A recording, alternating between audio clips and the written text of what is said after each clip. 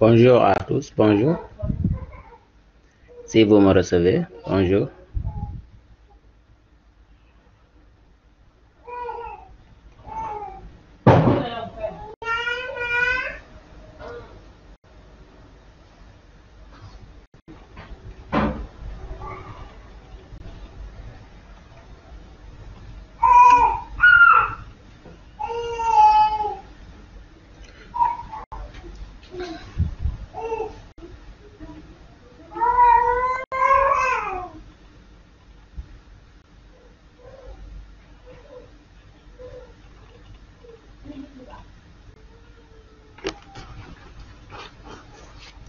Voilà, donc on va continuer donc cette séance-là par rapport à là où on était arrêté la dernière fois. Donc, la dernière fois, on était toujours à la séquence 1 au niveau de ce diapo-là. Donc, qui parlait donc de l'analyse et la conception orientée objet. De ce fait, on a les trois concepts ont été expliqués, à savoir l'analyse orientée objet, qui était quoi? Donc, l'investigation du problème en termes d'objet du domaine. Et la conception orientée objet, qui faisait quoi? L'élaboration d'une solution en termes d'objet logiciel interopérant. Et enfin, la programmation orientée objet, c'est le codage avec un langage de programmation orientée objet. Donc, c'est là où maintenant il faut passer à la programmation avec le langage de votre choix. Bon. Donc, l'analyse et la conception orientée objet. Historiquement, la programmation orientée objet est apparue en premier. Puis, les concepts objets ont remonté au niveau d'abstraction. D'abord, vers la conception, puis l'analyse est devenue, puis l'analyse au début des années 80. Donc, si vous voyez bien, donc, si on parle aujourd'hui qu'il faut analyser donc votre projet avant de passer à la conception pour terminer à la programmation, on voit que historiquement, les choses, c'est un peu à l'envers. Puisque l'on dit que la programmation orientée objet est apparue au début, est apparue en premier, vers les années similaires de 68, au Smeltec en 70, etc. Puis la conception objet est remontée, tu vois, avant de terminer avec l'analyse. Donc, mais maintenant, je pense que, comme on l'avait dit la dernière fois, on dit que c'est l'analyse qu'il faut faire en premier, même si c'est elle qui est apparue en dernier. Donc, c'est l'analyse qu'il faut faire en premier pour terminer avec la programmation en passant par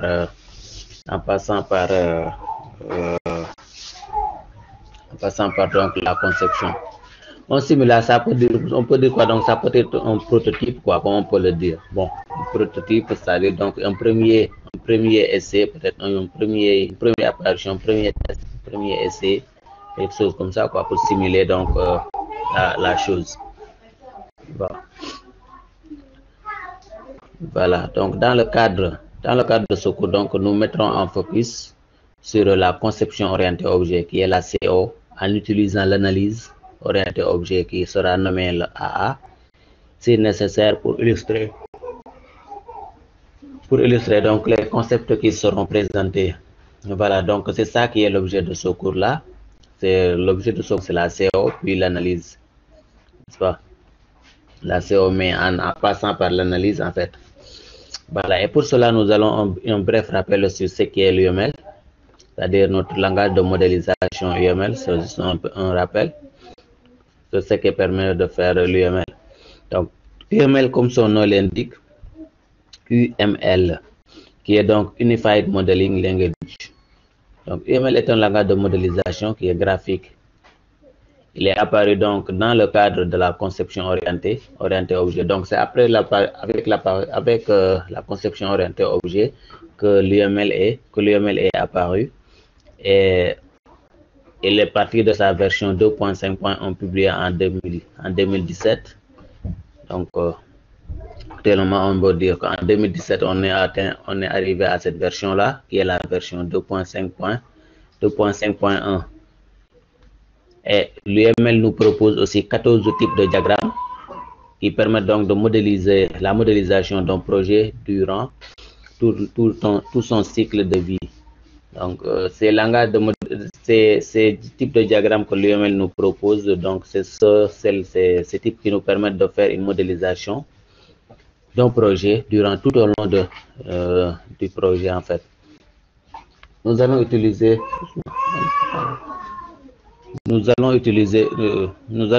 donc plus les diagrammes de classe dans ce cours-là.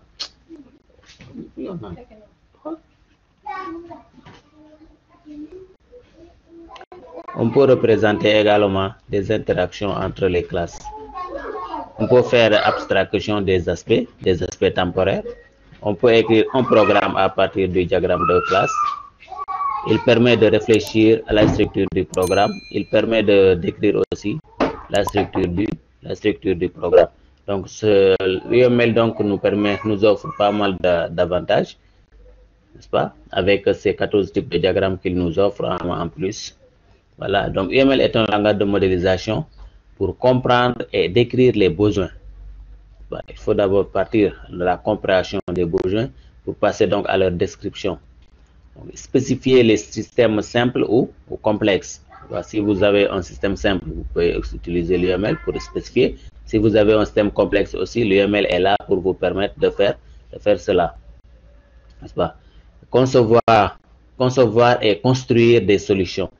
La conception est venue à ce niveau-là, et la documentation donc d'un système. Communiquer entre les membres aussi de l'équipe. UML permet donc de spécifier de ces aspects-là. Et c'est un langage à usage général, quel que soit le type de système que vous voulez faire, logiciel, matériel, organisation, etc. Donc, c'est un langage qui est à usage général. Le domaine entier, c'est-à-dire gestion, ingénierie, télécom, etc. Le processus de développement aussi, que vous avez en cascade, itératif, etc. Donc, UML nous offre pas mal de... C'est un outil à usage général, comme son nom l'indique en fait. Donc, il nous offre des avantages énormes. Et par rapport à ces versions d'UML et à son évolution, jusqu'en 2017, nous avons donc une courbe, un schéma qui nous spécifie donc les versions d'UML dès son début jusqu'en 2017. Et parmi ça, nous avons aussi l'UML nous offre, comme on l'avait dit tout à l'heure, les 14 types de diagrammes que l'UML nous offre. Ce sont ces 14 types de diagrammes-là et comment ces diagrammes sont hiérarchisés qui a été spécifié donc dans ce schéma d'arborescence qui est à ce niveau-là. Donc, les diagrammes sont dépendants hiérarchiquement et se complètent de façon à permettre la modélisation d'un projet tout au long de son cycle de vie. Vous voyez donc que si vous optez pour une structure d'un projet, par rapport à cette structure-là que les diagrammes vont être définis. Pourquoi? Parce que aussi les diagrammes sont dépendants et se complètent les uns des autres. C'est ça qui permet de dire que UML donc nous permet de définir de modéliser notre projet qui va se dérouler tout au long de son cycle de vie. Et parmi les 14 diagrammes de l'UML, nous avons donc le schéma qui les spécifie et comment ils sont hiérarchisés. N'est-ce pas? Et pour faire une petite présentation de ces 14 diagrammes, donc nous avons le diagramme de classe qui fait partie de l'un des diagrammes qui est tout utilisé par rapport à la conception, qu'on appelle en anglais class diagram. Donc c'est une représentation des classes intervenant dans le système.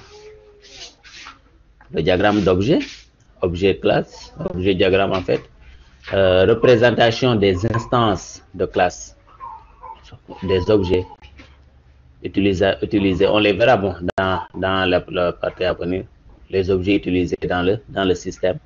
Nous avons les diagrammes de composants, diagramme en fait. Ce sont des représentations des composants du système, d'un point de vue physique, tels qu'ils sont mis en œuvre. Que ce soit des fichiers comme la bibliothèque qu'on a vu la dernière fois, les bases de données, etc. Donc, on a aussi les diagrammes de déploiement qui sont des représentations des éléments matériels et la manière dont les composants du système sont répartis sur les éléments matériels et interagissent entre eux. Donc c'est ça le déploiement, c'est ça qui permet de faire les diagrammes de package. On en a aussi. Lui, il permet de faire quoi? C'est donc la représentation des dépendances. C'est-à-dire donc, dès l'instant que vous avez des dépendances dans votre projet, vous pouvez donc regrouper l'ensemble de ces dépendances-là en ce qu'on appelle des packages. Donc, c'est pour le package regroupe un ensemble de dépendances. Un autre package qui est là, qui regroupe un ensemble de dépendances. Donc, représentation des dépendances entre les packages. Un paquet est un conteneur logique permettant donc de regrouper et d'organiser les éléments dans le modèle UML, c'est-à-dire entre les ensembles de définition. On a aussi le diagramme de structure composite, comme son nom l'indique, donc toujours lui aussi. C'est une représentation sous forme de boîte blanche des relations entre composants d'une classe. Ça, c'est depuis l'UML 2, depuis la version 2. Et les diagrammes de profil, spécification et personnalisation pour un domaine particulier de métamodèle de référence UML. Toujours, c'est à partir de l'UML 2 que vous verrez donc un certain type de diagrammes qui vont donc intervenir et vont donc dicter ce qu'ils sont censés faire. Et pour le 8e diagramme qui est le use case, là aussi c'est un diagramme de cas d'utilisation qui est toujours utilisé, n'est-ce pas, et qui permet de faire quoi? Qui permet donc de faire la représentation des possibilités d'interaction entre le système et les acteurs. Donc les acteurs qui vont interagir avec votre système. C'est ça le use case qui permet donc de faire cette représentation là. Si une personne interagit avec son système, quel doit être son rôle, comment elle doit utiliser le système, etc., etc. Donc c'est ça qui permet de spécifier. Donc intervenant extérieur ou au système, c'est-à-dire donc de toutes les fonctionnalités que vous fournit le système. C'est-à-dire donc par exemple si vous prenez une GAP par exemple, il y a l'utilisateur, il y a le client et il y a peut-être l'administrateur qui est de l'autre côté, etc. Donc toi qui es là en tant qu'utilisateur, tu as ta carte GAP, tu viens juste pour consulter ton compte, récupérer de l'argent, etc., etc. Bon, transférer, bon, ça dépend des fonctionnalités que vous avez. Et par contre, l'autre là qui est là-bas à l'intérieur, comme on peut dire l'administrateur, etc. Ça peut être quoi? Il doit fournir le GAP. Il doit donc fournir le GAP de l'argent. Il doit donc veiller à la disponibilité du GAP, veiller à la maintenance peut-être, quelque chose comme ça. Donc tout ça par rapport à ces fonctionnalités. Voilà. Et nous avons les diagrammes d'état de transition. Ce sont des représentations sous forme de machine à état fini. Le comportement du système ou de ses composants, les diagrammes d'activité, représentation forme de flux ou d'enchaînement d'activités, de comportement du système ou de ses composants. Donc parmi les quatre diagrammes du UML que nous avons, donc ici nous c'est que les diagrammes que nous intéresseront peut-être le plus par rapport à ce cours-là, comme le prof l'a spécifié au début, ça sera donc les diagrammes de classe. Donc ce sont les diagrammes de classe qui vont intervenir le plus dans ce type de cours-là. Mais il est bon toujours de faire une petite description peut-être des quatre diagrammes que UML nous offre. Et après, le reste, ça sera question de documentation et question de curiosité pour savoir donc avoir plus de détails sur chaque type de diagramme. Et nous avons les diagrammes de séquence. Ce sont des représentations de façon séquentielle du déroulement, des traitements et des interactions entre les éléments du système et ou de ses acteurs. Les diagrammes de communication aussi, on en a les diagrammes global interaction et les diagrammes de temps. Donc tout ça sont les quatre diagrammes d'UML que UML nous offre en fait. Et là maintenant on nous demande, on nous dit quoi? Qu'est-ce que ce que n'est pas UML? Donc savoir lire et écrire des diagrammes d'UML ne signifie pas forcément que les compétences en analyse et conception CO orientée objet sont acquises. Savoir lire et écrire seulement, ça ne peut dire que forcément que les compétences en analyse et la conception sont acquises. De la même manière, savoir lire et dessiner. Parce que des plans, bon, c'est ça juste qui est dans l'UML. Il faut dessiner des choses, ce que vous voulez faire, etc. Comment les choses doivent être interconnectées, etc. Si c'est le cas des diagrammes de classe et compte. Donc, savoir lire et dessiner des plans ne peut pas forcément que vous êtes un architecte. Ouais, parce que vous pouvez ne pas faire la formation, utiliser des logiciels et tracer vos plans, dessiner, etc. Bon, c'est tout ce que ça veut dire. Ce qui est important, c'est quoi? Ce qui est important, c'est comment analyser et concevoir comment ça s'appelle? Et concevoir l'orienté objet. C'est ça qui est important à ce niveau-là. Et penser comme objet, en fait. Et savoir utiliser les bonnes règles de conception et évaluer une conception. Il faut savoir utiliser. C'est ça qui est important donc à ce niveau-là. Savoir analyser donc et concevoir. Il y a toujours l'analyse qui intervient au début, et concevoir. Et après avoir analysé, il faut concevoir. Savoir utiliser les bonnes règles de conception. Ouais, c'est-à-dire l'orienté objet, et faire l'évaluation. Et savoir attribuer donc les bonnes responsabilités aux bons objets. C'est-à-dire s'il y a la notion d'attribution de responsabilité par rapport à un projet, etc., il faut donc savoir attribuer les responsabilités à des objets. Voilà. Ce que nous voulons vous enseigner donc dans ce cours, comme l'a dit le professeur, c'est quoi? C'est ça donc qui sont les différentes choses que vous devez retenir donc dans ce cours-là. Donc, on dit quoi dans le diapo suivant? Dans ce cours, donc, nous présentons de nombreuses techniques, celles que... Ah bon, c'est pas encore chargé. Voilà, donc, dans ce cours, nous présenterons donc de nombreuses techniques, celles que vous devriez maîtriser et incontestablement comment attribuer les bonnes responsabilités aux bons objets en utilisant donc les principes réutilisables. Pourquoi cela donc? Quels que soient les types d'analyse ou de conception que vous dérouliez en fait, l'attribution des responsabilités est une étape inévitable. L'attribution des responsabilités a un impact majeur sur la robustesse, la maintenabilité et l'évolutivité du système. Donc, cette étape détermine le résultat de votre conception. Voilà, donc c'est ça donc l'importance de ce qu'il faut, pouvoir faire et ce qu'il faut comprendre dans cette partie-là. Voilà, donc ce sont les 3 points-là qui sont les 3 points essentiels lors de la conception d'un projet.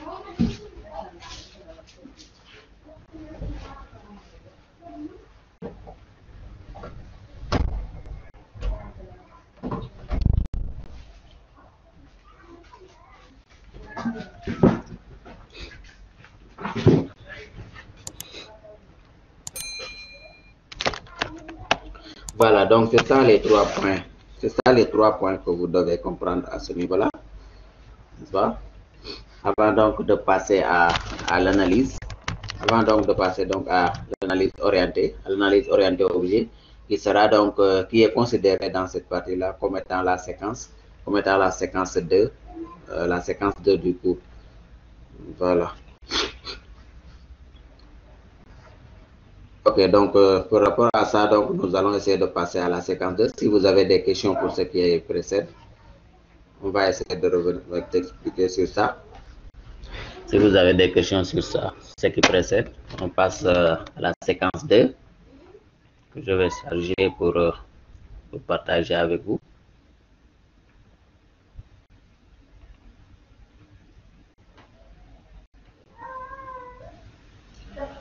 Allons-y, on passe à la séquence 2 si vous avez des questions. Ok, donc si vous n'avez pas de questions, patientez un instant, je charge la séquence 2 pour partager avec vous. Et on continue à la séquence 2.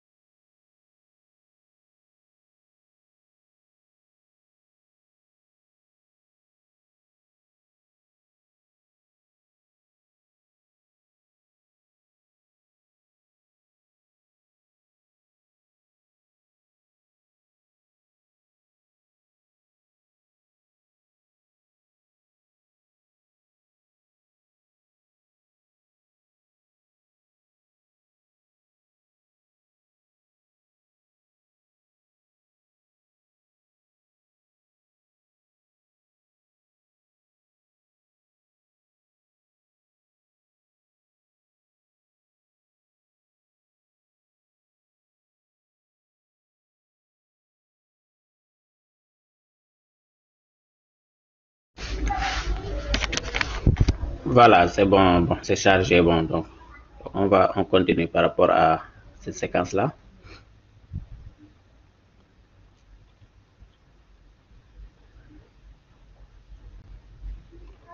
Ok. Donc pour la séquence 2, donc les 7 concepts de base de la CO, de l'analyse en fait au lieu de CO, c'est quoi? On a les objets, les abstractions, les compositions et réutilisation des objets. Nous avons la notion de classe, la notion de classification et d'héritage, d'encapsulation et de polymorphisme. Donc pour l'objet, c'est quoi en fait? Un objet, c'est une entité aux frontières bien définies, possédant une identité encapsulant donc un objet et un comportement. Donc c'est ça qu'on objet. Donc si on dit un objet, ça peut être quoi? Premièrement, ça peut être une entité aux frontières bien définies, qui possède quoi? Une identité, qui encapsule un état et un comportement. Un objet aussi peut être conçu comme étant quoi? Une entité logicielle qui regroupe un ensemble de données et des méthodes de traitement. Ça aussi, c'est un objet. Un objet aussi peut être conçu comme quoi? Comme une unité logique de la programmation orientée objet.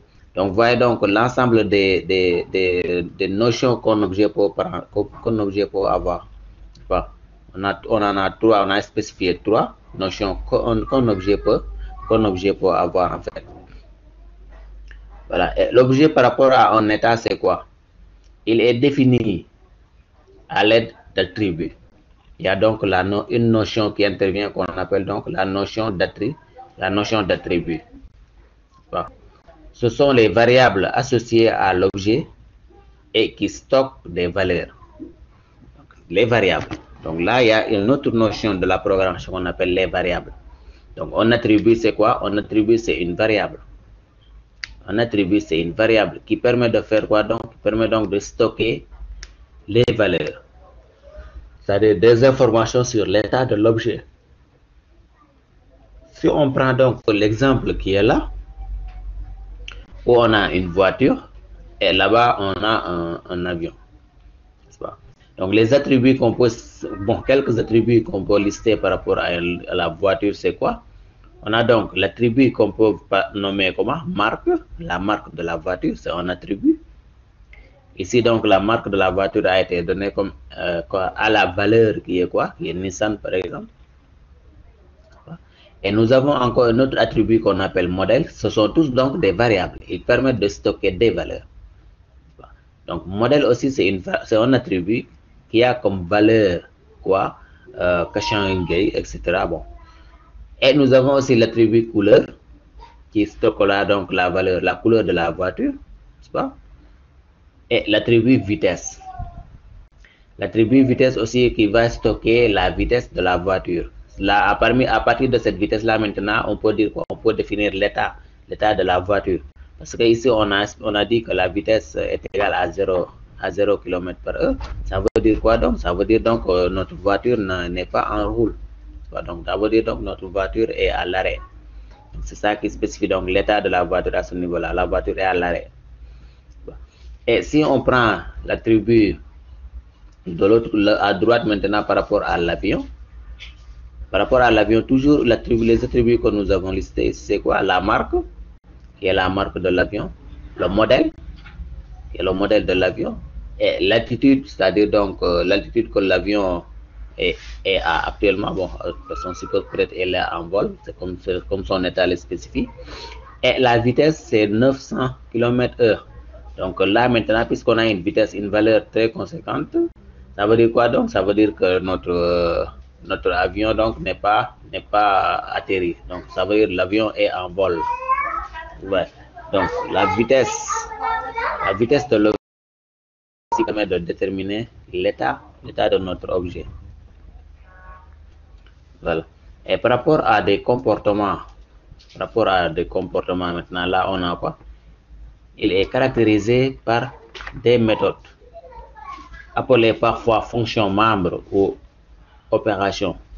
Ce sont des fonctions membres. Les comportements, on peut les appeler quoi? Des fonctions membres. Ce sont des fonctions membres ou ou opérations qui permettent de définir, qui permettent de modifier l'état de l'objet. Ouais. Donc c'est ça un peu l'objet par rapport à un comportement. Donc une méthode rattachée à l'objet permet de déclencher un des comportements associés à l'objet. Si vous avez une méthode, c'est-à-dire donc une méthode, ça veut dire, ça peut être quoi? Ça peut être une fonction membre.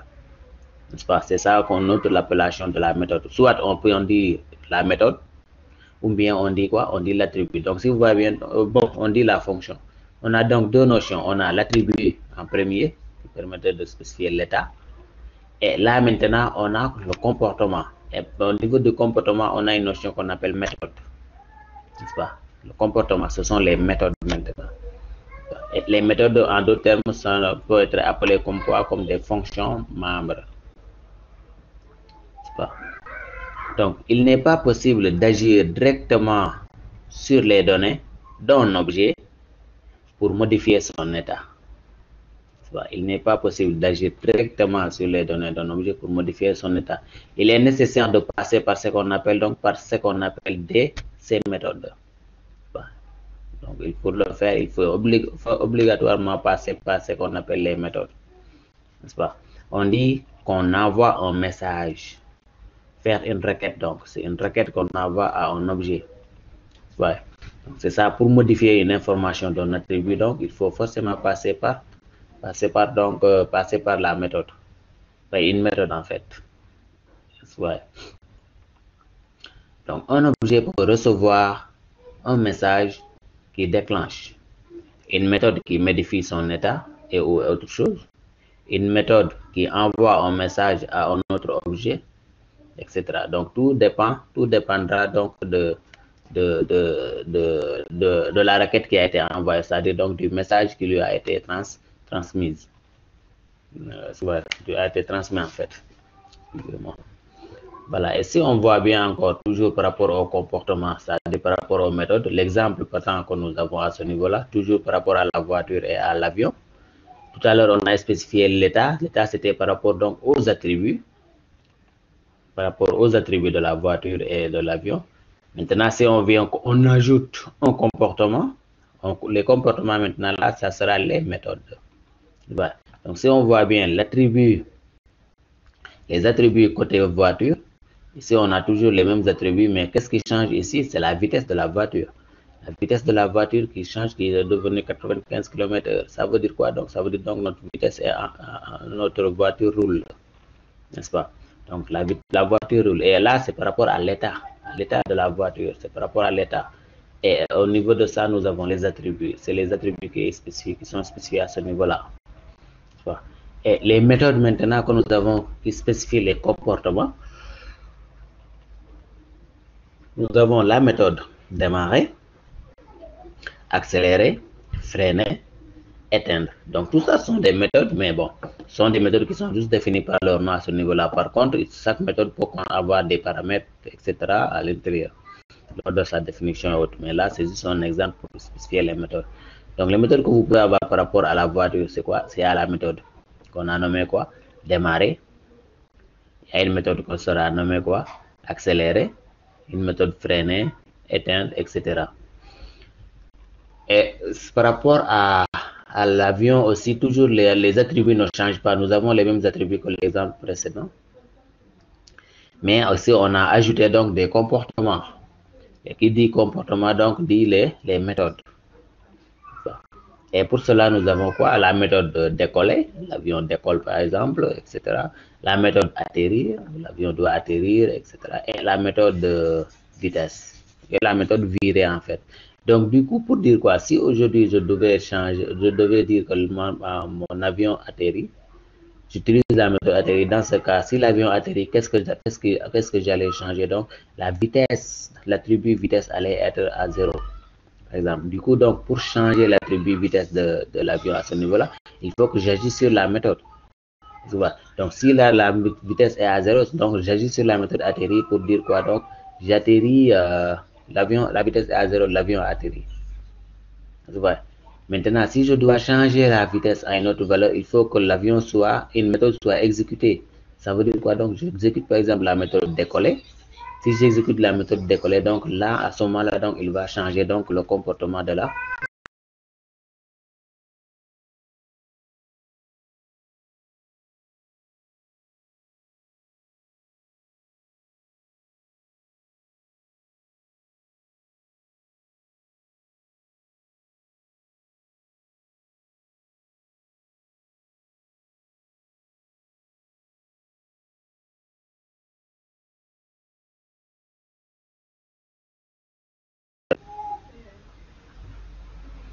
Voilà, donc on a ici la méthode pour décoller. Je disais quoi donc? Pour décoller, pour atterrir, etc. Il faut toujours agir sur des méthodes. Si on est au côté voiture, par exemple, aussi là pour démarrer, si on démarre, on dit quoi donc? Si on démarre, donc il faut forcément que la vitesse change. Voilà. Si par exemple je voudrais changer la couleur de ma voiture, il faut que j'agisse donc sur une méthode. Mais en agissant sur la méthode, quelque chose comme ça, il faut aller encore changer la couleur de la voiture. Ouais, donc tout ça, bon. Ici on a la méthode accélérée qui est mise en vert pour des doigts. Donc c'est cette méthode-là qui permet de décélérer, d'accélérer, de changer la vitesse. Si j'accélère, la vitesse va augmenter. Si on n'accélère pas la vitesse, bon, si on freine par exemple, la vitesse va diminuer, etc. Voilà.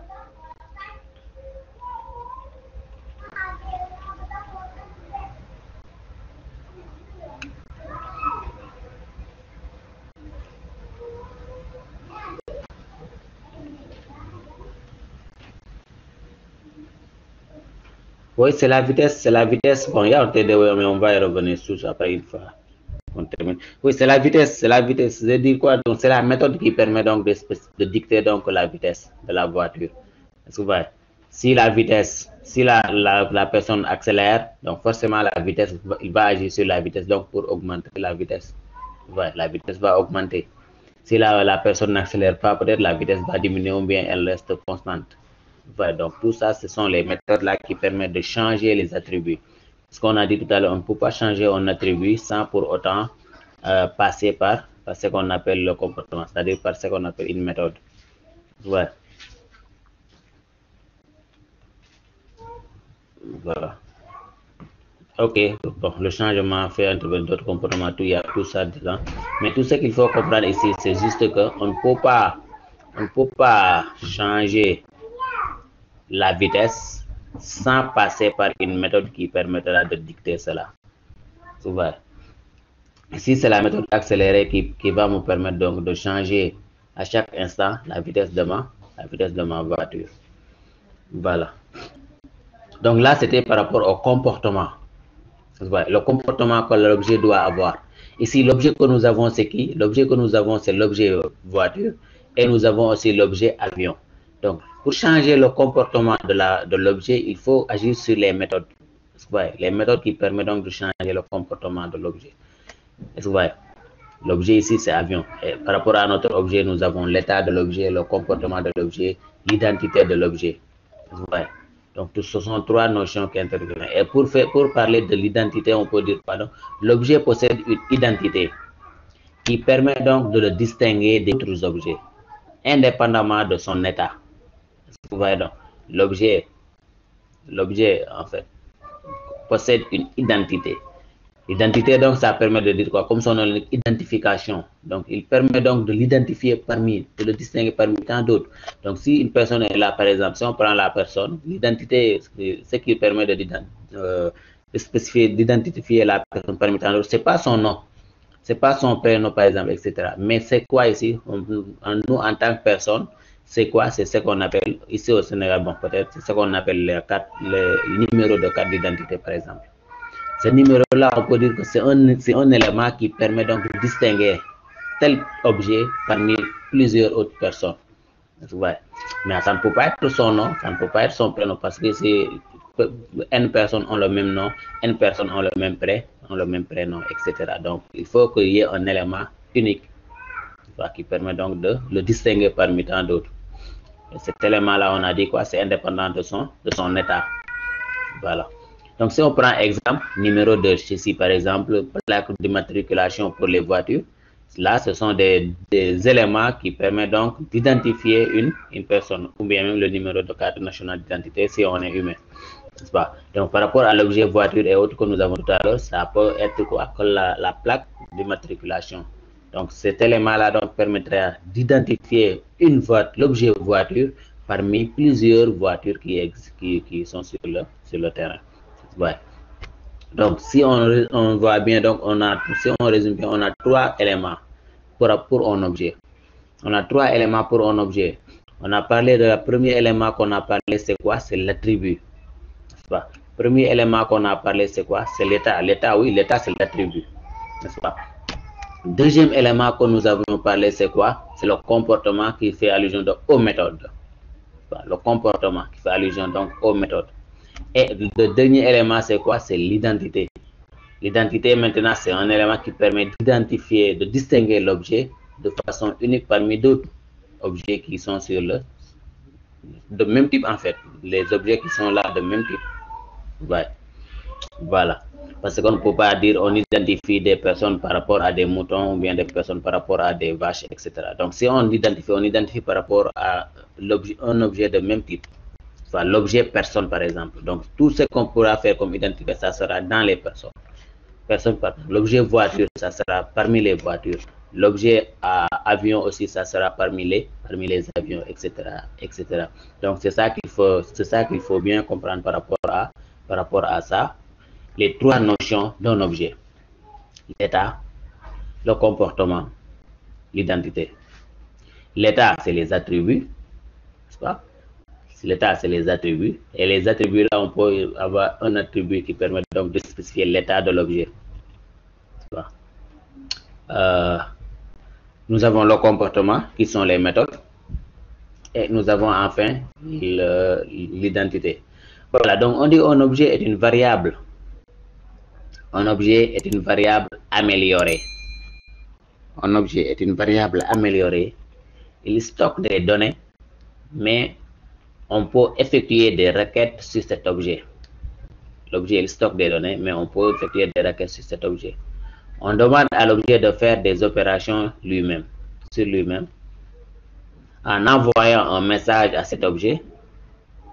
Vous voyez donc, ceci est équivalent à un appel de fonction. Donc, à chaque fois que vous devez envoyer un message vers un objet, on l'a dit tout à l'heure, il faut toujours faire quoi? Passer par ce qu'on appelle les objets, les méthodes.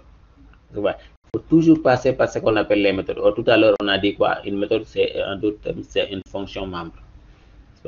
Il possède une structure interne et un comportement. Toujours l'objet, n'est-ce pas? Et les méthodes, c'est quoi? Un comportement. Méthode égale à quoi? Un comportement d'un objet invoqué par un message.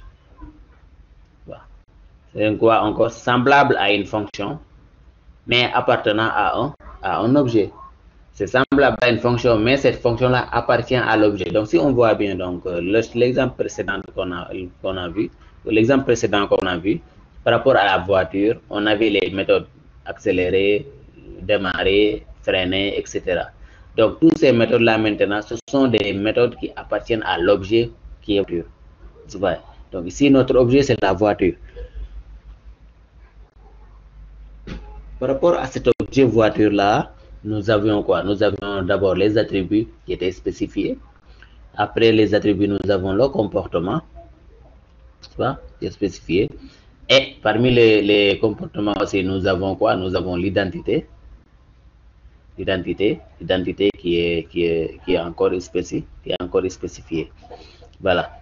Et on a quoi à la fin maintenant? Exécution d'un système objet repose sur des objets et les liens entre les objets. Voilà.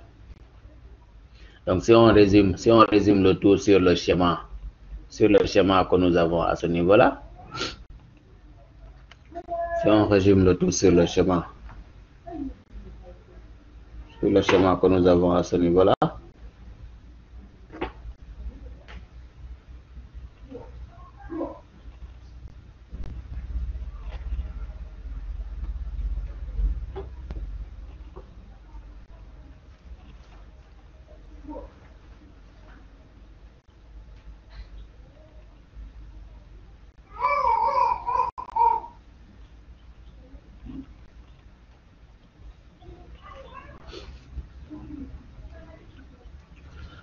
Voilà.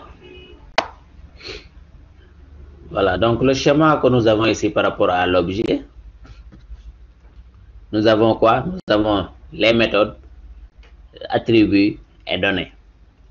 Et tout ça maintenant, c'est par rapport aux différentes notions qui ont été rattachées à un objet, à savoir l'état, à savoir le comportement et à savoir l'identité. Donc, on peut dire quoi donc? État est égal à attribut, comportement égal à méthode et identité égale à données. Ouais, identité égale à données. Ouais, donc, si vous voyez bien, donc, les attributs, on peut dire quoi? Les attributs encapsulent les données, alors que identité est égale à données. Ouais. Donc, parce que attribut encapsule les données, en d'autres termes, un attribut peut devenir même une donnée. C'est-à-dire, un attribut peut devenir une identité. Ouais. Voilà.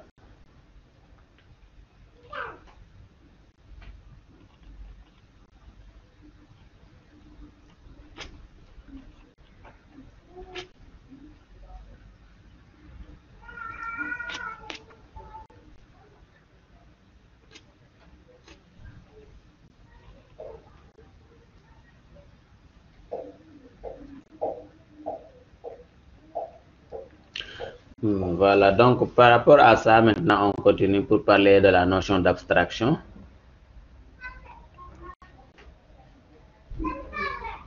Voilà, permettez un instant, ça charge.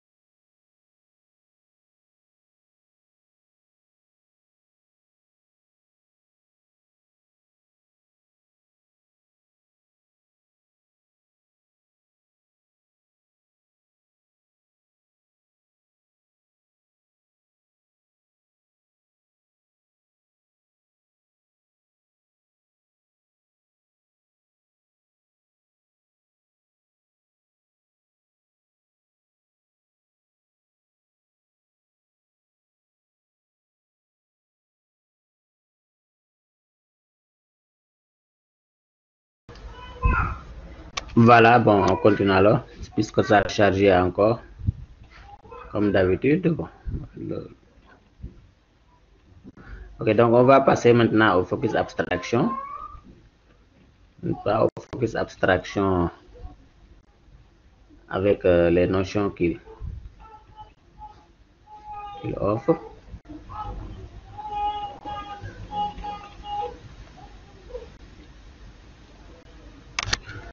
Voilà, donc comme on peut le dire encore, un objet peut être considéré comme quoi? Un objet, c'est une abstraction. C'est une abstraction. Seules les propriétés pertinentes pour le modèle sont représentées, en fait. C'est-à-dire quoi? C'est-à-dire, bon, ah ok, ça charge. C'est-à-dire quoi donc? Patientez un instant.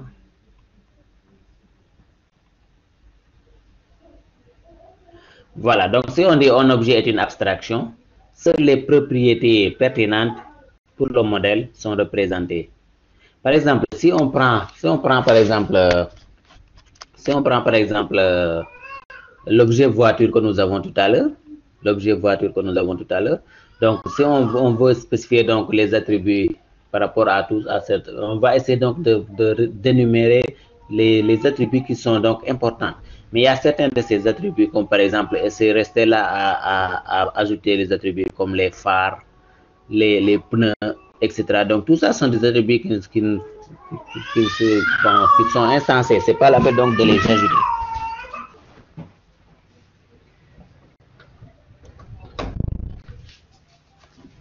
Ouais, donc ici, ce qu'il faut noter juste, c'est essayer d'ajouter à ce niveau-là les attributs qui sont importants, les attributs qui sont explicites, etc. Donc, c'est ça qui fait donc l'importance d'un objet. Puisque l'objet, c'est juste l'abstraction. Par exemple, on prend l'objet personne. L'objet personne, si on voulait spécifier, on prend juste les éléments qui sont importants. C'est-à-dire donc les attributs qui seront importants et explicites. Mais on ne peut pas cela à lister les détails, des détails qui sont inutiles. Donc, un objet peut être une abstraction pour une entité matérielle, un avion, une voiture, une personne, immatérielle, une commande, un compte, etc. Une interface homme-machine, un bouton OK, une informatique, liste chaînée par exemple, réseau, routeur, adresse IP, etc. Donc tout ça, ce sont des objets qui sont juste abstraits. Voilà. Donc ça c'est par rapport à l'abstraction d'objets. Maintenant, si on parle quoi, la composition et réutilisation des objets. La composition et la réutilisation des objets. Composer ou créer un objet à partir d'autres objets est le cœur de la programmation orientée objet. Donc, composer ou créer un objet à partir d'autres objets est le cœur de la programmation orientée objet. Cela permet de faire quoi? Cela permet donc la construction d'objets plus complexes en partant de blocs de construction plus simples.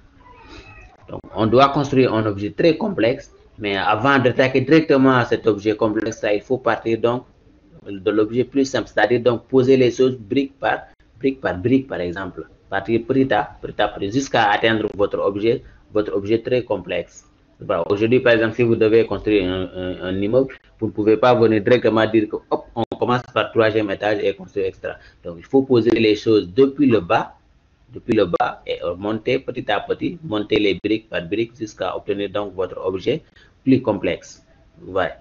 Par exemple, donc un programme de dessin et donc un programme de dessin, il se composera d'objets tels que les fenêtres, des murs, des fenêtres, des menus, des cadres de dessin, etc., etc., tous les palettes que vous pouvez avoir, etc., etc. Donc, tout ça, ce sont les éléments, les briques que vous pouvez apporter pour construire donc votre objet. Donc, toute chose commence par le début. Il faut petit à petit, qu'on construit, qu'on aboutit donc à la chose plus importante, à la chose plus complexe.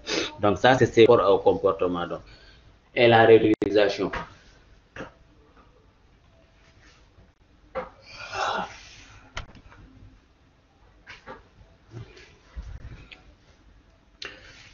Voilà, donc si on voit un peu la notion de classe,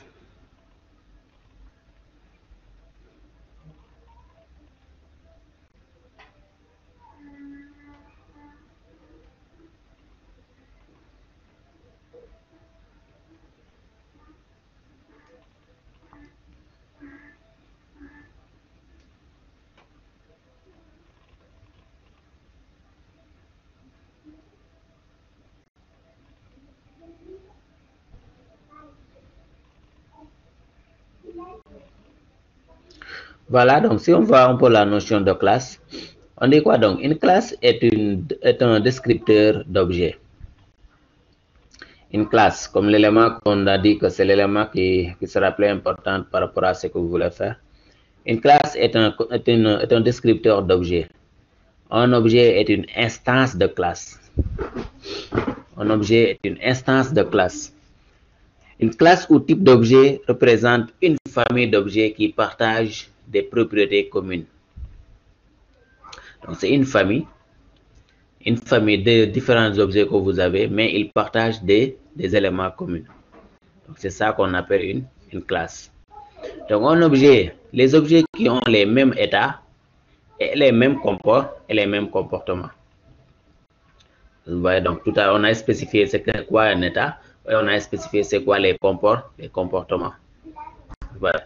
Donc, une classe regroupe les objets qui ont la même structure, ça veut dire quoi donc? Même ensemble d'attributs, le même comportement, ça veut dire quoi donc? Les mêmes méthodes.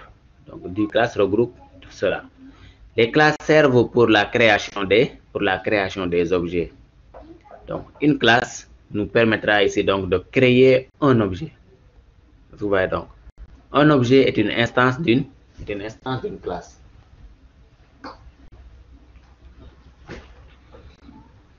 Voilà.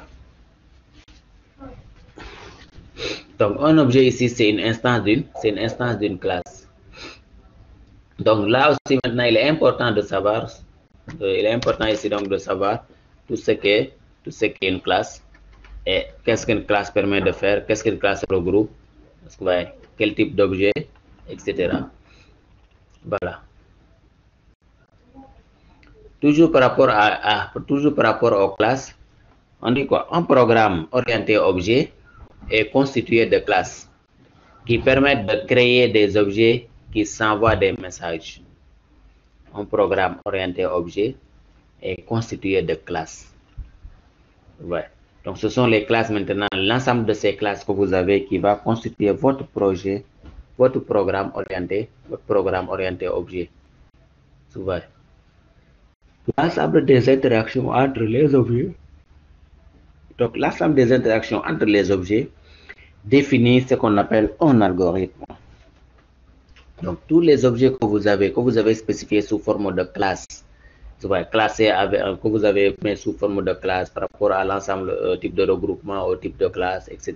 que vous avez. Maintenant, les interactions que vous pouvez avoir entre les différentes classes là, entre les différents objets là, c'est ça qu'on appelle un algorithme. Donc, les relations entre les classes reflètent la décomposition du programme. Donc, toutes les classes que vous avez spécifiées, par exemple, l'ensemble des classes que vous avez spécifiées, ouais, donc les relations que vous pouvez avoir entre eux, c'est ça qui va permettre donc d'avoir la décomposition de votre programme, le programme que vous devez mettre en place. Comment vous allez donc la décomposer en fait. Est-ce que vous voyez donc, du coup, si j'ai des classes qui sont là, les interactions, les relations entre les classes, etc. Donc, c'est à ce niveau-là que je vais décomposer mon programme pour dire quoi donc, classe telle, c'est ça ce qu'il permet de faire, les attributs qu'il a, les méthodes, etc. Qu'est-ce qu'il regroupe. Classe telle aussi. Maintenant, si j'ai des relations entre deux classes, qu'est-ce que je dois faire? Je dois voir juste la classe qui est à utiliser dans l'autre classe. Ouais. Donc, si j'ai une classe à exploiter dans une autre classe, qu'est-ce que je vais faire? Je vais juste utiliser cette classe-là à l'intérieur de la classe mère, comme on peut le dire en fait. Du coup, qu'est-ce que je vais faire? Dans cette langage, il y a les mots-clés qu'on appelle des includes, des imports, etc. Donc, tout ça, ce sont des notions qu'il faut faire donc, par rapport aux classes, comment les réutiliser, les relations qui existent entre eux. Mais tout étant dit que s'il y a des relations, c'est ça qui permet donc de découper, le découpage, la décomposition en fait de votre programme. Vous voyez. Voilà, donc ce sont des notions importantes qu'il faut maîtriser, qu'il faut comprendre pour donc pouvoir découper, détacher votre programme, etc. Voilà, par rapport toujours aux classes, nous avons d'autres notions qu'on appelle les champs. Les champs. On appelle champs comme aussi on les appelle des attributs. On parle de champs tout comme on peut les appeler des attributs. Appelez aussi attributs ou données membres ou propriétaires. Les champs, on les appelle aussi des attributs ou des données membres, comme on a parlé de fonctions membres, qu'on verra dans les méthodes, ou propriétés. Donc, l'ensemble des champs définissent l'état d'un objet. L'ensemble des champs. Donc, les champs, c'est-à-dire donc l'ensemble des attributs, c'est ça qui constitue l'état de l'objet. On l'a déjà dit. pas? Donc, chaque objet a ses données propres. Chaque objet a ses données propres. Je ne peux pas dire j'ai l'objet voiture, j'ai l'objet avion, j'ai l'objet personne, et je dis quoi? L'objet, les attributs, les données de l'objet voiture sont les mêmes que les données de l'objet personne. Ça ne peut pas être parce qu'on n'a pas les mêmes objets. Donc, chaque objet a ses propres données. Maintenant, par rapport aux méthodes, nous avons quoi? Les méthodes sont encore appelées des fonctions membres ou comportements. Encore appelées fonctions membres ou comportements. Donc, les méthodes définissent un ensemble d'opérations applicables à l'objet. Elles définissent un ensemble d'opérations applicables à l'objet. On manipule donc les objets par des appels de ces méthodes. Donc, pour pouvoir manipuler les objets que vous avez, pour pouvoir manipuler donc les objets que vous voulez, les objets voitures, objets, etc. Pour faire des manipulations de ça, il faut toujours cette manipulation-là n'est possible qu'en faisant appel à des méthodes. Et l'ensemble des méthodes est appelé interface de l'objet. L'ensemble des méthodes que vous avez, c'est ça qu'on appelle l'interface de l'objet. Et une interface définit toutes les opérations qu'on peut appliquer à l'objet. C'est ça une interface. Et une interface, lui, elle va définir donc l'ensemble des opérations. Et puisque les opérations, ce sont les méthodes. Donc l'interface, c'est l'ensemble maintenant des méthodes. L'ensemble des méthodes applicables à un objet. En d'autres termes, qu'on peut appliquer donc à un objet. Donc c'est ça des notions, la notion de champ, la notion de méthode et la notion d'interface. Et toujours par rapport à notre classe, si on voit ici voiture et avion, par rapport à la classe voiture par exemple, à la classe voiture, nous avons, si vous voyez bien, donc la chose a été scindée en deux parties. Nous avons le premier bloc qui constitue les attributs, où nous avons marque, modèle, couleur, vitesse. Et le deuxième bloc qui constitue quoi? Les méthodes, où nous avons démarré, accéléré, freiner, éteindre, etc. Donc ça, c'est pour l'objet, la classe voiture. L'objet voiture, la classe voiture. Donc, on a d'abord le nom de la classe, qui est en haut comme le terme voiture. Nous avons les méthodes, qui sont spécifiées et séparées par intérêt avec les fonctions, c'est-à-dire avec des attributs d'abord avec les méthodes, avant les méthodes. De même pour l'objet avion. L'objet avion, donc, de la classe, nous avons la classe avion. Maintenant, puisque une classe est un objet, donc, si nous avons le nom de notre classe, qui est l'avion, nous avons les attributs, marque, modèle, altitude, vitesse, etc. C'est ça les attributs.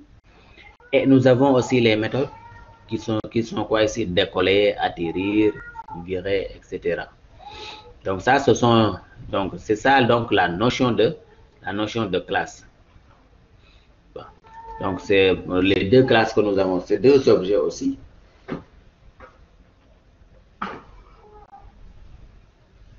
Deux objets aussi, à savoir l'objet voiture et l'objet avion.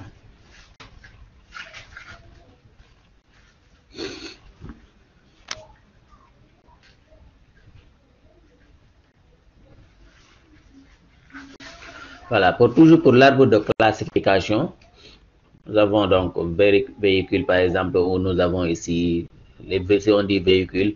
Par rapport aux véhicules, on peut dire quoi? Il y a les véhicules qui sont spatials, bon, aéronautiques, terrestres, aquatiques, etc. Bon, donc ici on a considéré pour dire quoi? Donc l'objet que nous avons global, l'objet véhicule. Bon, et parmi les véhicules, ça peut être classifié en ceux qui tournent dans l'espace, ceux qui tournent dans l'aéronaute, ceux qui tournent en terrestre et ceux qui tournent en aquatique.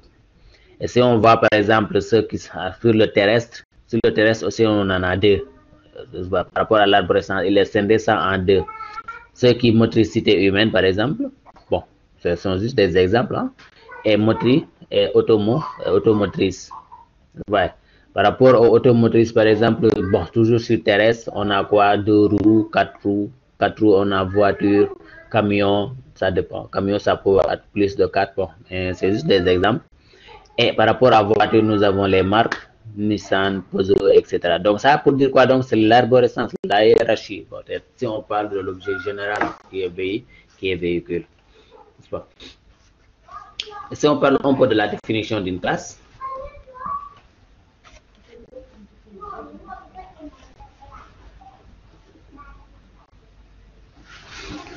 voilà, bon, si vous avez des questions, hein, n'hésitez pas, en fait. Parle depuis, c'est un peu difficile de parler à chaque fois. Il faut poser, si vous avez des questions. Voilà.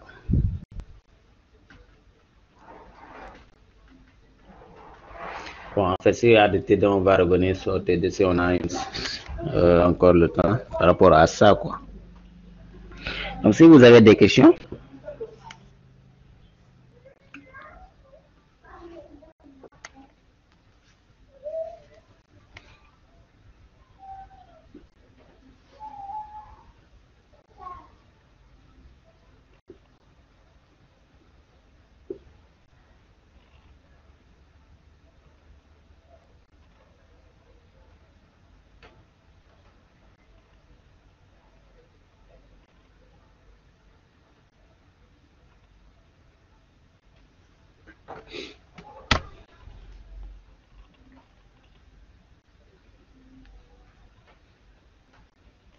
Allez-y si vous avez des questions.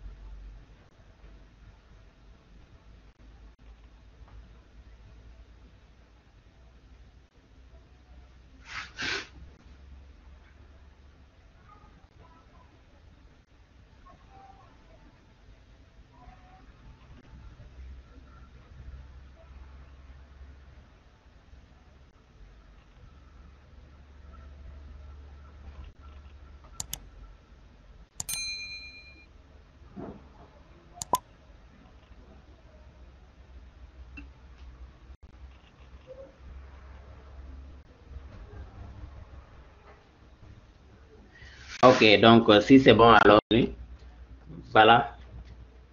Toujours par rapport à la définition des classes.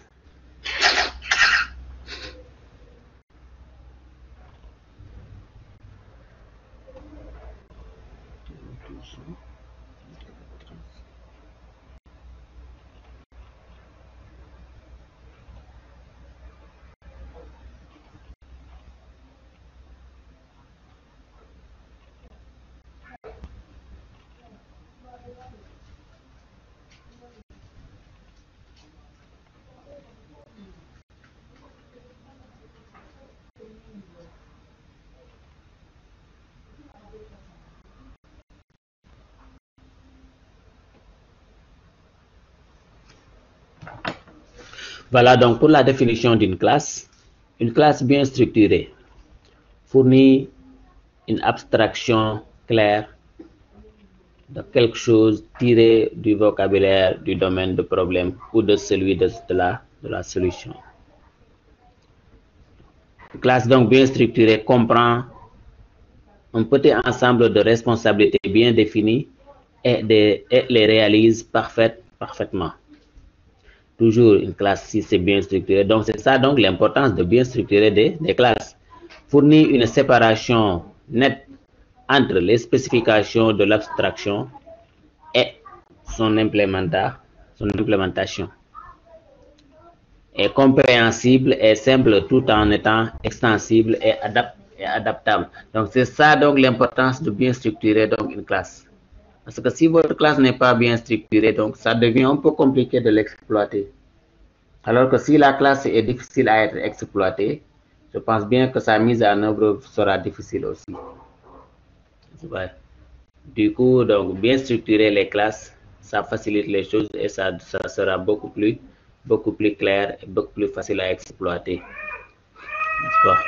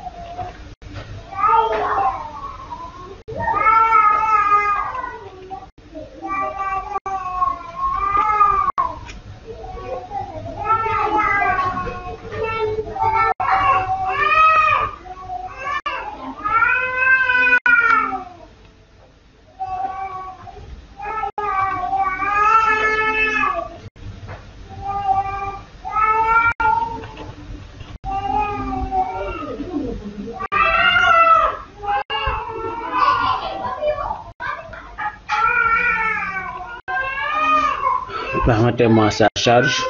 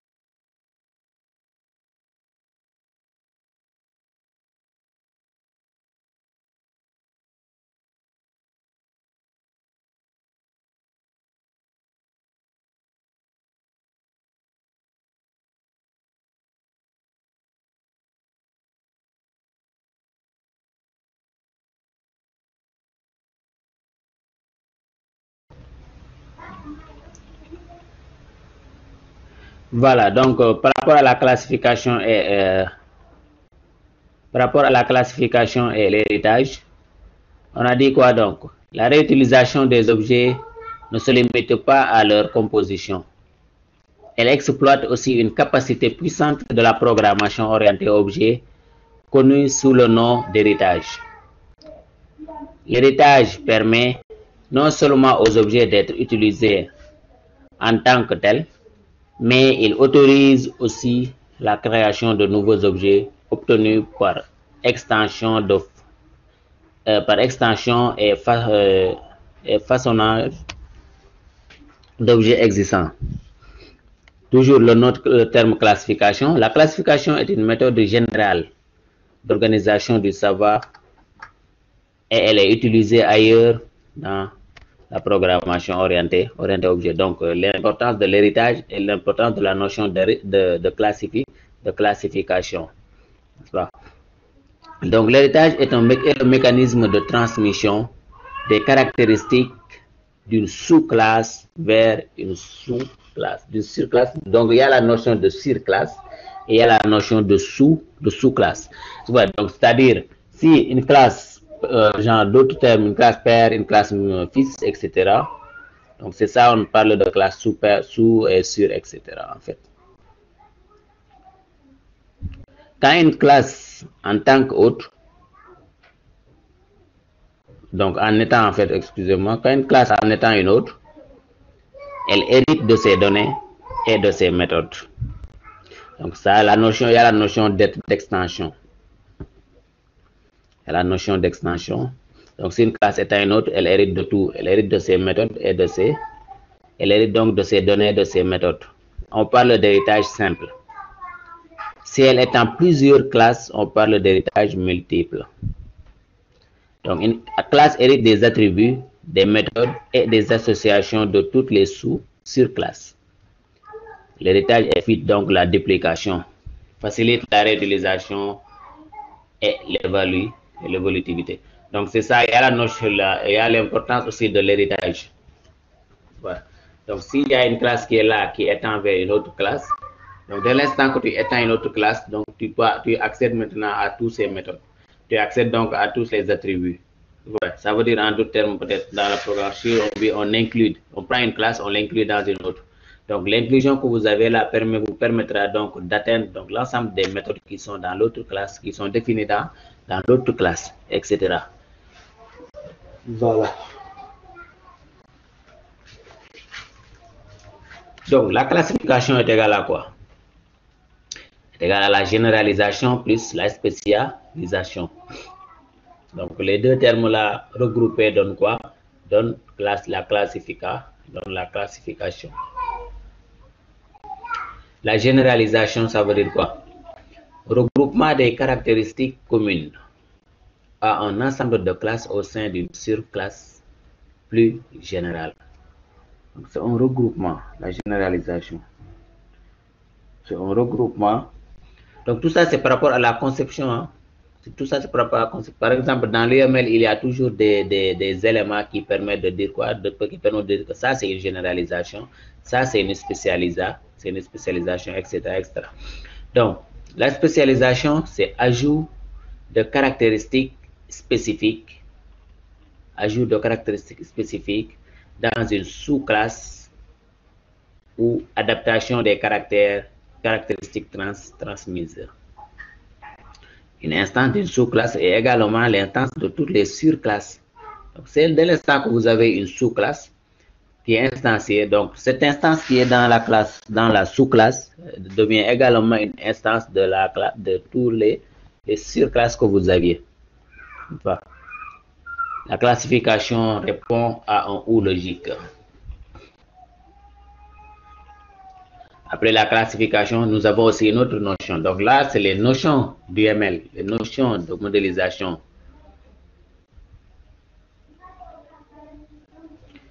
Il dit quoi? Attends, je reviens. Il dit quoi? Exemple. Il a dit quoi dans son message? Exemple de spécialisation et de généralisation. Bon, par exemple, si, attention.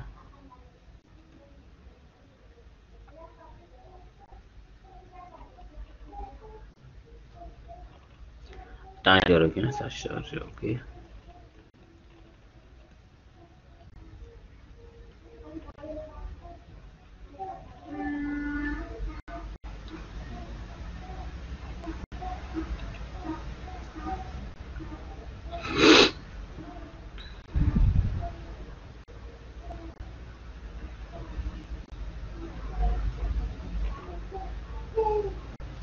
Voilà, donc lui, il dit quoi? Un exemple de généralisation, les spécialisations, voilà. Donc, on t'a dit quoi? On a dit quoi? La généralisation, c'est quoi? C'est le regroupement des caractéristiques communes. Le regroupement des caractéristiques communes à un ensemble de classes. Donc, si j'ai par exemple, classe voiture, si j'ai par exemple la classe voiture, n'est-ce pas? J'ai par exemple, bon, la classe, bon, voiture, c'est un peu, bon, voiture. Bon, je prends voiture, mais par exemple, parmi les voitures, nous avons quoi? Nous avons les marques, nous avons quoi? Les voitures camions et voitures simples, par exemple, 4 roues, 5 roues, etc. Ouais. Maintenant, si je veux généraliser, je vais essayer de voir l'ensemble des parties qu'ils ont en commun. À savoir les camions, les voitures simples, etc. Les parties qu'ils ont en commun, ce sont ces parties-là que je vais regrouper au sein d'une classe. Voilà. Que je vais regrouper au sein d'une classe et je vais faire une généralisation pour dire quoi? Pour dire quoi? Que les voitures simples, je les généralise vers la classe qui regroupe tout ce qu'ils ont en commun. Et comme ça maintenant, si ma voiture sera de type, par exemple, camion, il généralise, en utilisant la généralisation, je pourrai toujours récupérer les éléments qu'ils ont en commun dans l'autre classe. Est-ce que tu vois? Donc, c'est ça, c'est-à-dire donc extraire, prendre tout ce qu'ils ont en commun pour la mettre sur une classe, pour la mettre sur une classe et faire donc permettre à tous les autres classes qui seront des sous-classes de pouvoir donc l'exploiter. Voilà. Et pour la spécialisation, tu dis quoi? Ajouter. Là maintenant, on ajoute des caractéristiques spécifiques. Donc dès l'instant que tu as ta sous-classe qui est là, maintenant au niveau de ces sous-classes là, je vais faire quoi? Je vais ajouter ce qui est spécifique à cette classe là.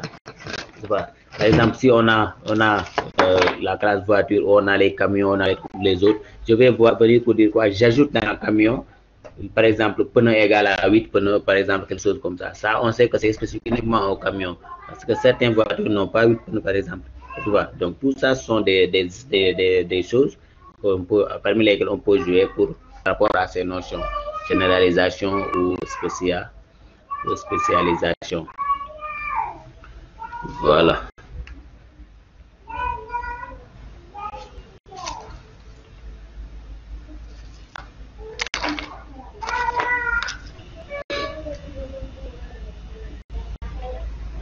Voilà, donc l'encapsulation maintenant. L'encapsulation est le fait qu'un objet renferme ses propres attributs et ses méthodes. Qu'un objet renferme ses propres attributs et ses méthodes. Les détails de l'implémentation d'un objet sont masqués. Voilà, donc, les détails de l'implémentation de l'objet sont masqués aux autres objets du système. C'est-à-dire donc les autres objets du système n'ont pas accès donc aux détails de l'implémentation. Vous voyez, on dit qu'il y a encapsulation de données et du comportement des objets. Donc par rapport à ces notions d'encapsulation, maintenant il y a des types des informations qui vont intervenir, à savoir le mode d'encapsulation que vous avez, etc. Mais l'encapsulation, donc, c'est le fait de faire quoi? C'est le fait qu'un objet renferme ses propres attributs et ses propres méthodes. Ouais. Et les détails, c'est quoi? Les autres attributs, les autres objets que vous avez dans le système ne peuvent pas voir donc c'est l'implémentation, ce qui se passe par quoi? Parce que ça a été masqué. Ouais. Donc, on précise 3 modes d'accès aux attributs d'un objet. Par rapport à l'encapsulation, maintenant, comment on va avoir la visibilité de nos attributs, etc. Donc, c'est ça où on a défini 3 modes d'accès. À savoir quoi? Le mode public. Donc, si on encapsule nos attributs de façon publique, ça veut dire quoi donc? Avec lequel les attributs seront accessibles directement par l'objet lui-même ou par d'autres objets. Donc, si l'attribut d'un objet est public, l'attribut là, il est accessible par l'objet lui-même, mais aussi par d'autres objets du système. Voilà. Il s'agit du niveau donc le plus bas de protection. C'est-à-dire donc si moi je dois protéger mes attributs, mes méthodes, et les attributs, les méthodes que j'utilise le mode public. Donc là, je ne les protège même pas parce qu'ils sont accessibles. Non seulement ils sont accessibles par l'objet elle-même, mais ils sont accessibles aussi par les autres objets du système qui peuvent toujours l'atteindre et l'exploiter. Maintenant, si j'utilise le mode private, on a le mode private qui permet de dire quoi? Avec lequel les attributs de l'objet seront inaccessibles à partir d'autres objets. Donc, si c'est private, l'autre objet ne pourra pas y accéder. Seules les méthodes de l'objet pourront y accéder. C'est-à-dire donc uniquement l'objet elle-même peut accéder au mode private. Mais d'autres objets du système ne pourront pas y accéder. Donc là aussi, on a un niveau un peu plus fort de protection. Un niveau un peu plus fort de protection parce que là, c'est uniquement l'objet elle-même qui accède à ses attributs. Donc, si on a le mode protected maintenant, cette technique de protection est étroitement associée à la notion d'héritage. Étroitement associée à la notion d'héritage. Elle se comporte comme private avec moins de restrictions. Une classe dérivée a un accès aux membres protected, mais pas aux membres privés. Voilà. Une classe dérivée, donc, si ma classe est dérivée de l'autre classe, donc cette classe-là a accès à un membre protected, mais pas à un membre privé. Donc, si j'utilise le mode protective, donc si j'ai une classe dérivée, la classe dérivée là accédera à tous les attributs qui sont protected, mais pas aux attributs qui sont privés, parce qu'une classe dérivée devient une autre classe. Or, alors que private, on a dit que les autres classes n'accèdent pas aux attributs. Mais si l'attribut a été défini protected, cette classe dérivée là va y accéder. Voilà, donc par rapport à ça, si vous avez des questions.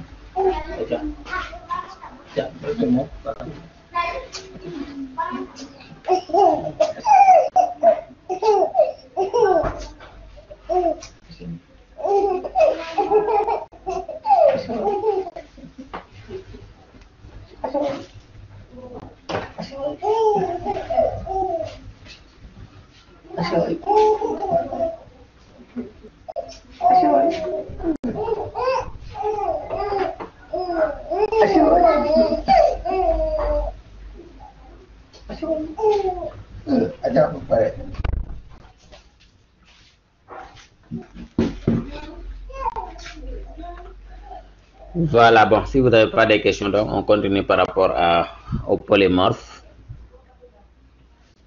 Voilà. Voilà, le polymorphisme, c'est quoi maintenant? Le terme polymorphisme, issu du grec, signifie la faculté de prendre plusieurs formes.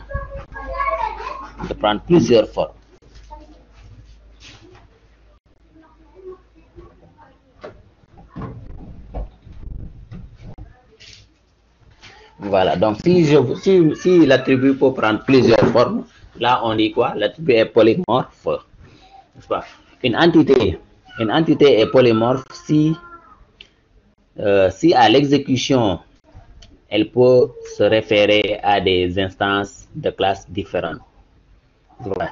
Donc lors de l'exécution de cette entité-là, l'entité elle-même peut se référer à plusieurs autres classes, d'instances de classe. On dit quoi donc? On dit que l'entité-là est polymorphe. Donc le polymorphisme veut dire que le même service peut avoir un comportement différent suivant la classe dans laquelle il est utilisé. Donc, dès l'instant que j'utilise un objet dans une classe, l'objet là peut avoir plusieurs formes différentes. On dit quoi donc? Il y a la notion de polymorphisme. C'est un concept fondamental à la programmation objet, indispensable pour une utilisation efficace de l'héritage. Voilà, donc là, c'est une notion. Par exemple, voilà, on attend le diapo qui suit. Par exemple, Tcherno, si on prend par exemple le diapo qui suit, là on verra des exemples par rapport à ce polymorphe où on a rectangle, où on a carré, où on a cercle par exemple. Donc si on a l'attribut, si on a notre méthode qui est la calcul surface, donc calcul surface que vous avez dans rectangle, que vous aurez dans carré, que vous aurez dans cercle, vous verrez donc ici il faut prendre plusieurs formes. Voilà. Le calcul rectangle que vous aurez, calcul surface que vous aurez dans rectangle ne sera pas le même calcul surface que vous aurez dans carré, ni dans cercle, etc. Donc, il prend plusieurs formes par rapport à la classe où elle a été définie, où elle a été instanciée. Voilà. Le polymorphisme permet d'éviter les codes qui comportent de nombreux embranchements et tests. En d'autres termes, le polymorphisme est un mécanisme qui permet à une sous-classe de redéfinir une méthode dont il a hérité, tout en gardant la même signification de la méthode.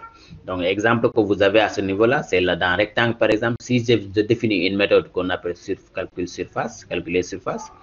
Donc, le calcul surface que je définis dans rectangle, que je fais appel dans rectangle, sera le même nom est là, on a le même, mais le comportement sera différent.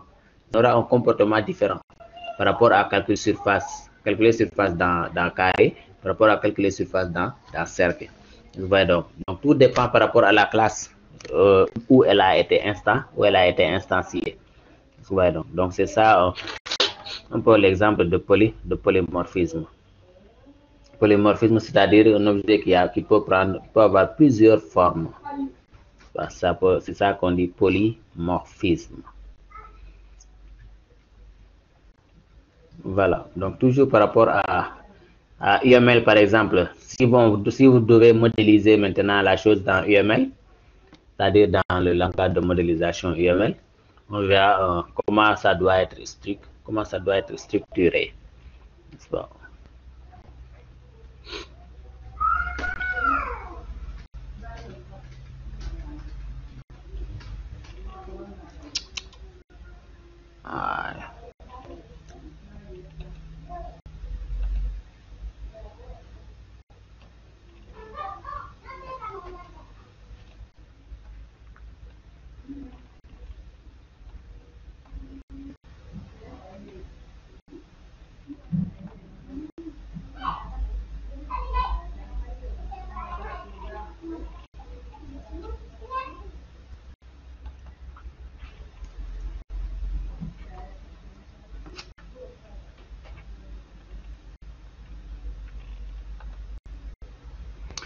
Un instant, ça charge.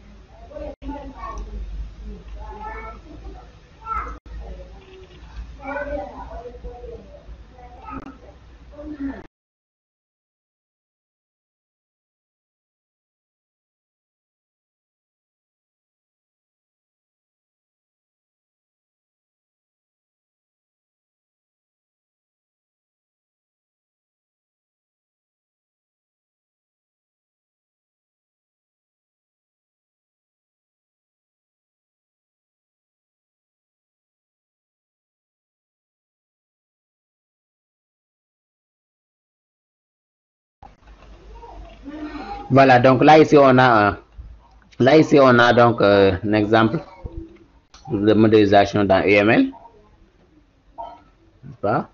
Donc dans UML ici on a quoi?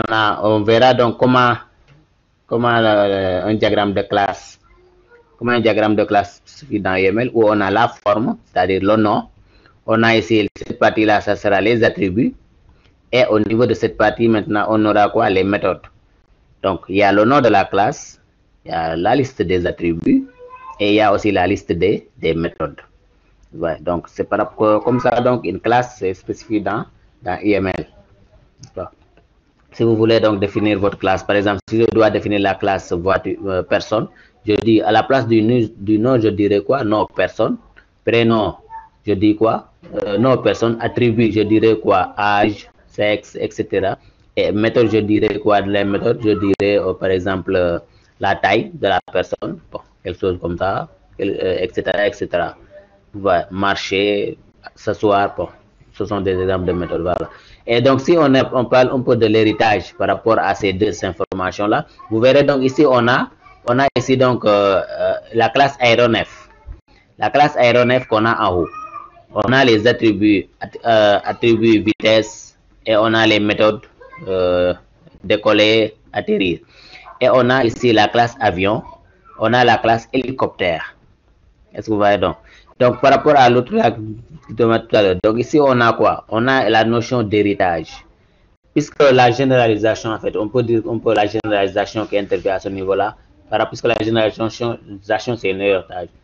Est-ce que vous voyez? Donc là, maintenant, vous verrez donc l'héritage que nous avons à ce niveau-là. Pour dire l'avion et l'hélicoptère héritent tous de l'aéronef, parce qu'ils ont tous des éléments en commun qui est spécifié dans aéronef. Est-ce que vous voyez donc? Donc pour eux, ils deviennent donc des sous-classes de cette classe-là, aéronef. Ouais. Donc ça, ce sont des notions et comment UML va permettre donc de schématiser cela pour donc par rapport à l'héritage. Et par rapport au même schématisation du UML pour le comportement. Bon, oui, c'est un peu comme l'arbre généalogique, comme tu peux le dire. Voilà, mais pour dire quoi donc? Parce que l'arbre généalogique, peut-être ils ont, là-bas on peut dire que, bon, par rapport à l'arbre généalogique, peut-être ils ont en commun le nom, quelque chose comme ça. Bon, ils sont liés les uns des autres. Mais ici maintenant, eux, ils aillent là-bas pour reprendre ce qu'ils ont en commun. Ils partent dans Aéronef pour prendre ce qu'ils ont en commun. Est-ce que vous voyez? Avion part là-bas pour prendre ces informations. Hélicoptère part là-bas pour prendre ces informations. Donc, avion et hélicoptère ont tous des informations en commun qui se trouvent dans la classe aéronef, par exemple. Et ici, maintenant, par rapport à UML, on voit ici aussi comment un comportement peut être spécifié. Où on a la tête, si vous voyez bien, donc la flèche qu'on a ici, il y a une tête qui est remplie. Ouais, donc, c'est ça qui spécifie un comportement. Comme l'héritage que nous avons tout à l'heure, vous voyez, donc la tête n'était pas remplie. Ouais. Donc, ici aussi, on a quoi? On a un siège, on a un siège, on a roue, on a moteur. Donc, siège, la siège de la voiture, du véhicule, par exemple, les roues 4, par exemple, et les moteurs.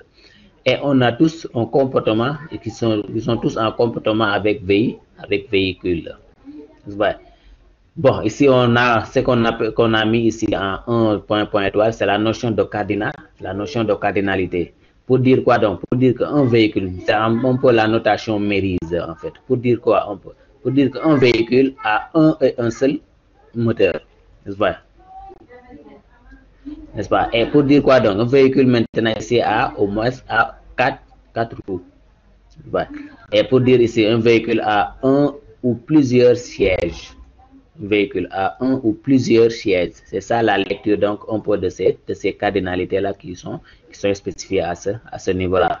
Voilà, mais tous ce sont des comportements qu'un véhicule peut avoir par rapport à ces trois classes-là.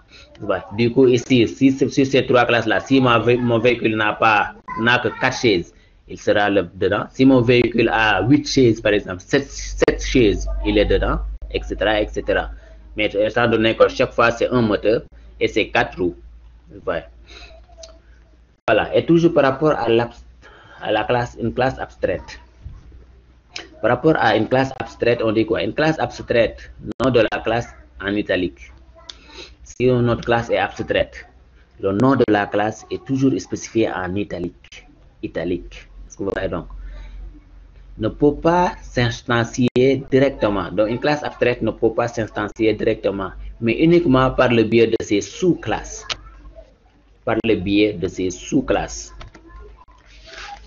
Elle sert à factoriser. Elle sert donc à factoriser des propriétés communes à plusieurs sous-classes. Son rôle, c'est quoi? Factoriser donc ces propriétés communes à plusieurs sous-classes, comme tout à l'heure où on a siège, roue, etc. Et on a véhicule. Les sous-classes que nous avons ici, on peut dire c'est siège, roue, véhicule. Ce sont des sous-classes. Ou bien même l'autre, c'est qu'on avait avion et hélicoptère. Là-bas, on a aéronef. Donc, les sous-classes que nous avions, c'est avion, hélicoptère. Vous voyez? Et lui, la classe abstraite maintenant, elle permet de faire quoi? Factoriser les propriétés qu'ils ont en commun. On peut redéfinir une opération. pour une classe abstraite, on peut encore faire quoi? La redéfinition d'opération, c'est-à-dire la redéfinition d'une méthode. Voilà. La méthode est abstraite, donc la classe est abstraite. Et on a l'exemple de comment cette classe-là peut être spécifiée, peut être définie à ce niveau-là. Voilà, toujours pour la notion d'interface.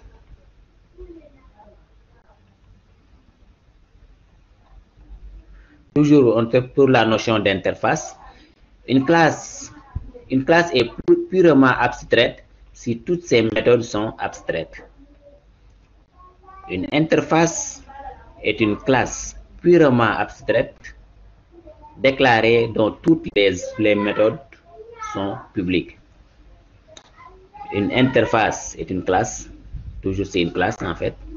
Une interface est aussi une classe, mais qui est purement abstraite. C'est-à-dire quoi? Déclarer donc toutes les méthodes sont publiques. Toutes les méthodes. Ici, il n'y a pas donc un mode privé ni un mode protecté qui intervient. Donc, tout le mode qui est utilisé ici, c'est public.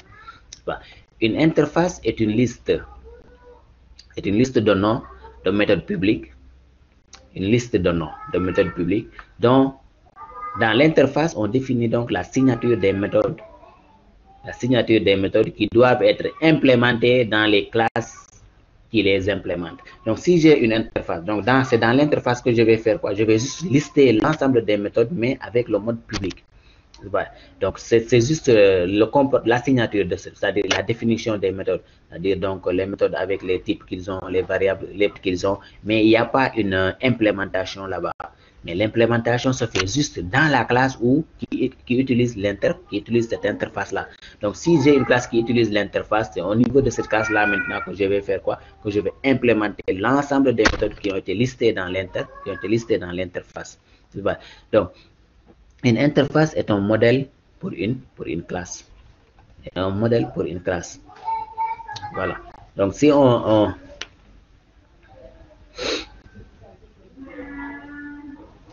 toujours par rapport à l'interface, voilà, une interface peut implémenter un ou plusieurs interfaces. Une classe, en fait.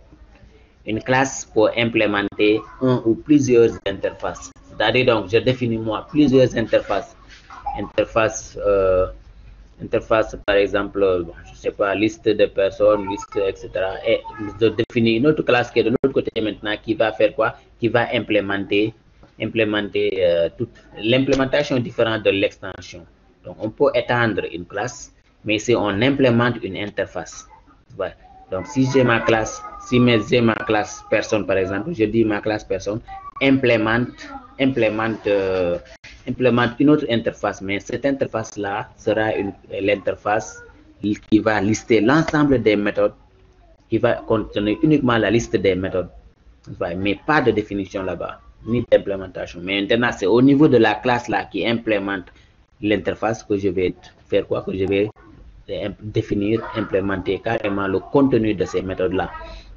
Donc, lorsqu'une classe implémente une interface, elle doit implémenter toutes les méthodes définies dans cette interface. Donc, il y a la notion implémente et implémenter. Mais implémenter, c'est par rapport à la classe. Mais implémenter maintenant, c'est dire quoi? Dire ce que la méthode est censée faire.